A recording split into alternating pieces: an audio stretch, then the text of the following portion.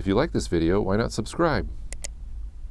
Hey everyone, welcome back to the Frugal Filmmaker Tip of the Month. Today we're going to talk about improper lighting techniques. Actually, we're going to talk about something that I stress quite frequently around here, and that's good audio. Now, as you probably know already, we all have pretty cheap microphones. That's why you're watching this show, right? I'm actually using the Radio Shack clip-on mic right now. It's this kind of inexpensive lav. It costs about $33 at Radio Shack. And I've had this one for a while. It's worked pretty well. Yeah, you can get an identical model online on Amazon for about $23. It's the Audio-Technica ATR-3350. I'll leave a link below in the description. But if you're using these cheap microphones, a question always is going to be, well, how can I make my audio sound better? You always want to be looking for ways to do things better, more efficiently, make your production, raise your production value, right? That's what we're all here for. So what can we do to make these microphones sound better? Well, you're probably aware that if you're recording directly into your camcorder through a mic input, that those electronics are terrible.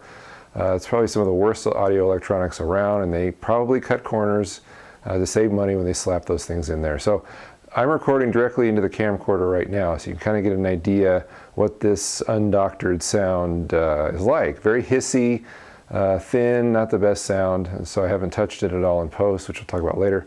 But what can I do to make this sound better?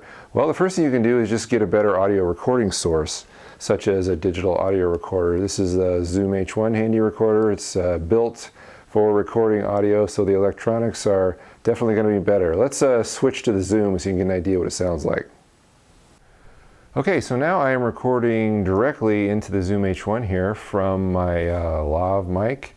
It's going through this cable and into the Zoom H1. It's no longer plugged into the camera, but into the Zoom. Now these are great because they are specifically made for recording audio, so the electronics are pretty good. Now this is their entry-level model, so it's not perfect. I mean, it's not as rugged as some of the more expensive models. If you drop this on the floor or accidentally sit on it or step on it, I'd be afraid that it would probably get broken. But if you take care of it, it's a really solid recorder for what you're getting. It doesn't have XLR inputs. It just has the 3.5 millimeter or 1/8 inch inputs for your unbalanced microphone. But it will definitely improve the quality of your sound. So as you can probably tell, hopefully by listening to this compared to the first clip. So now you might be asking, okay, well, I don't have $100, Scott, to buy a Zoom H1 or a Tascam or any other kind of digital audio recorder. Is there anything I can do with maybe a little less money to make my sound better? Absolutely. In fact, let's use the Zoom here as an example of something we can do without using a digital audio recorder, but using a headphone amplifier. And I'm actually going to plug my mic into here like it is, and then run a line from the headphone jack directly into my camcorder. So we're going to be using the Zoom H1 as basically a headphone amp, and we'll see what that sounds like. Okay, so now I've got the Zoom H1 set up with the lav mic running into it as before, but only now I've got a line going from the headphone jack down this wire right into the camcorder. So I'm basically using the Zoom H1 as an external preamp, and I've had to set it so that my levels weren't too hot in either the camera, which I actually could bring down since I'm providing power from out here. So hopefully I'm lowering the noise floor because I'm boosting the audio from without.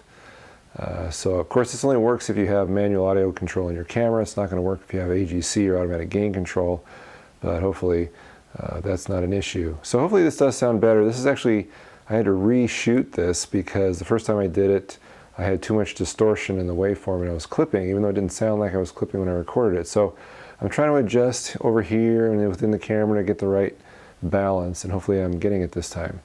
So you can also, of course, if you have a Zoom H1, you're not going to be using it for a headphone amp. You can also get external headphone amps.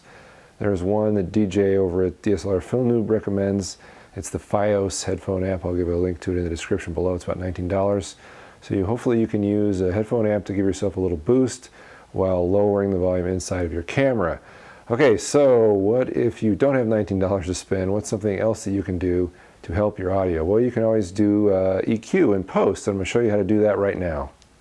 Okay, so the first thing I do in my editor, Sony Vegas Pro, select a clip. I'm then going to loop it so it'll play over and over. I then turn on the track effects and click on track EQ, which is a default. I don't have to add it.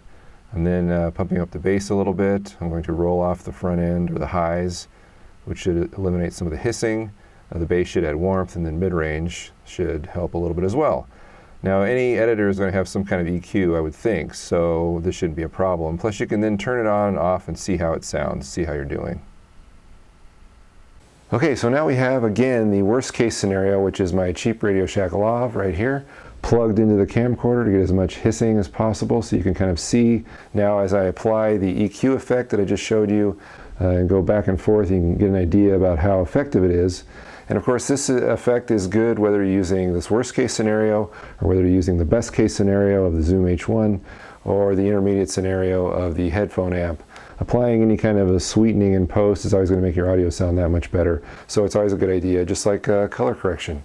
So hopefully you got something out of the show. I hope I've showed you a couple, 2 or 3 ways in which you can make your audio sound better even if you don't have a lot of money to spend. And this has been the Frugal Filmmaker Tip of the Month.